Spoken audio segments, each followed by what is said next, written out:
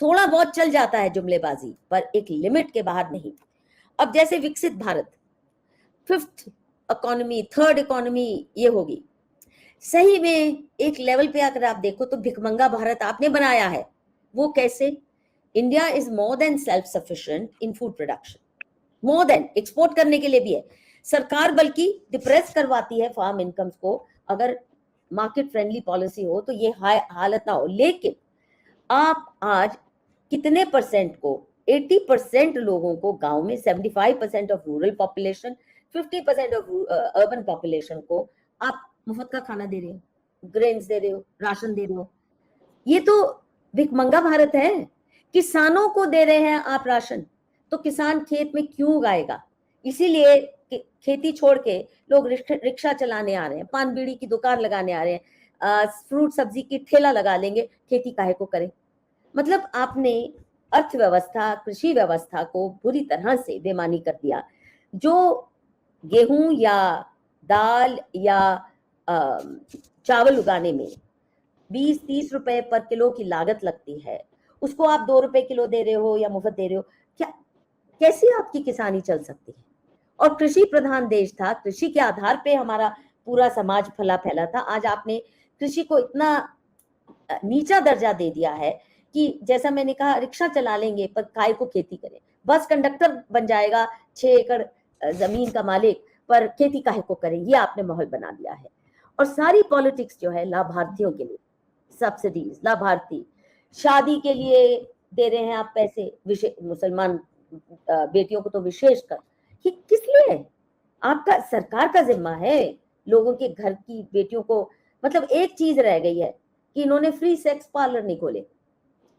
जिस तरह ये चल रही है सब्सिडीज की या फ्री बीज की पॉलिटिक्स, कंपटीशन है। और मोदी जी को ये समझना चाहिए कि ये पॉलिटिक्स एक चरम सीमा पर पहुंच के अब नेगेटिव रिजल्ट देगी, क्योंकि हर पार्टी एक दूसरे से बढ़ चढ़ के, आपने कहा कि हम 6,000 रुपया महीना किसान को देंगे, तो कांग्रेस ने कह दिया जी हम 1 लाख रुपया सालाना देंगे। काम करेगा? काम क्यों कोई करेगा? तो आप निठल्ला भारत, भिखमंगा भारत ये बनाना चाहते हो।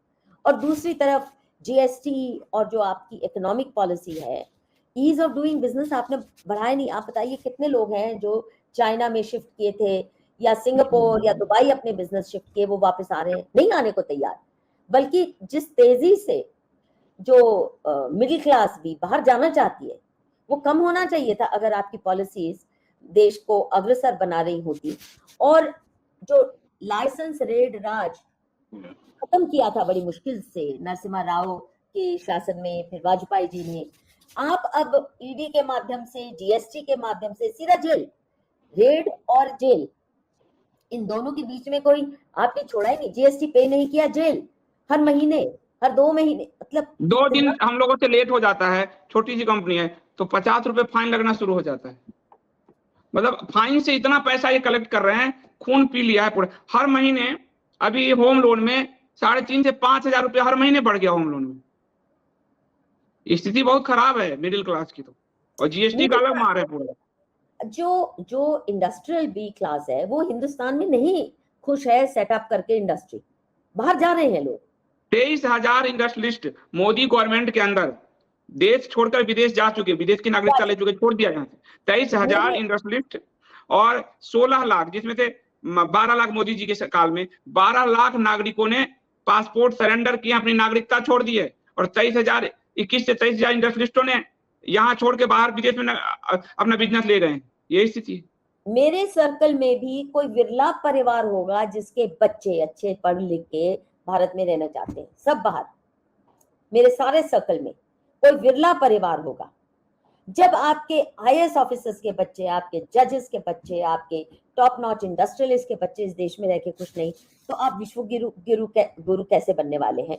और ये जो फूड सिक्योरिटी, इसको नहीं कह सकते कि भिखमंगा, आप किसान को भी भिखमंगा बना दो।